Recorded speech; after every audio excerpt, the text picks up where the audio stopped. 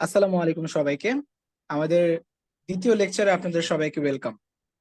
আমাদের অনেকের মধ্যে এখনো একটা ভুল ধারণা রয়ে গিয়েছে, যেটা হচ্ছে যে আমরা অনেকেই ফ্রিল্যান্সিং এবং আউটসোর্সিং কে এক মনে করি। কিন্তু আসলে ফ্রিল্যান্সিং এবং আউটসোর্সিং কিন্তু এক না। এই দুইটা একে অপরের অপোজিশন, অপোজিটে থাকে। লাইক মনে করেন, যে ফ্রিল্যান্সার সে কখনো আউটসোর্সিং করে না, যে আউটসোর্সিং সে কখনো ফ্রিল্যান্সিং করে না। কিভাবে? একটা এক্সাম্পল দেই।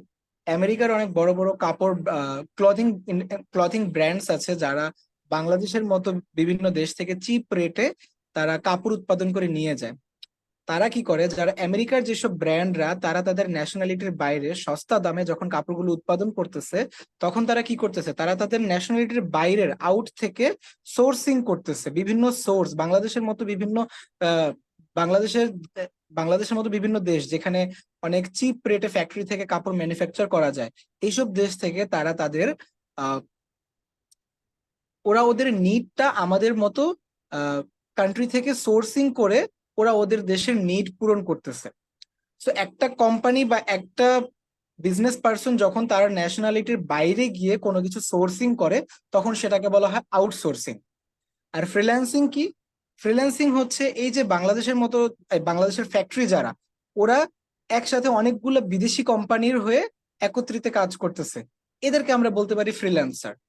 সোজা কথা, যদি আমরা আমাদের নিজেদেরকে দিয়ে এক্সাম্পল দেই, যে আমি একজন ইন্ডিভিজুয়াল বা আমি একজন সিঙ্গেল পার্সন, আমি আমার দেশের বাইরে বা দেশের মধ্যেও হয় অনেক সময়, আমাকে যখন একটা সিঙ্গেল প্রজেক্টের জন্য বা একটা লং টার্ম প্রজেক্টের জন্য আমাকে তারা চিপ রেটে হায়ার করে, আমি আমার নিজের ফ্লেক্সিবল ওয়ার্ক প্লেস থেকে যখন সেই কাজটা করি, তখন সেটাকে ফ্রিল্যান্সিং বলা হয়।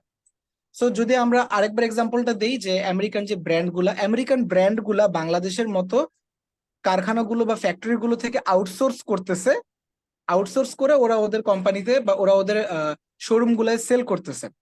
এবং বাংলাদেশের যে কোম্পানিগুলো বা ফ্যাক্টরি গুলো আছে, এরা ফ্রিল্যান্সিং করতেছে। কিভাবে? এরা ইন্টারন্যাশনাল এবং ন্যাশনালি বিভিন্ন ক্লায়েন্টদের সাথে কাজ করে এরা তাদের নিড ফুলফিল করে বিদেশি মুদ্রা অর্জন করতেছে, আয় করতেছে, বা ন্যাশনালি কাজ করেও ইনকাম করতেছে।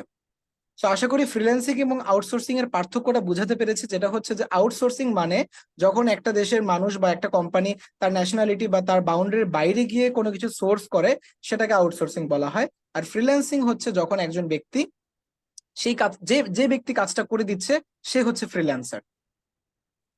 আগামী ভিডিওর জন্য আপনাদের সবাইকে ইনভাইট করছি। আসসালামু আলাইকুম।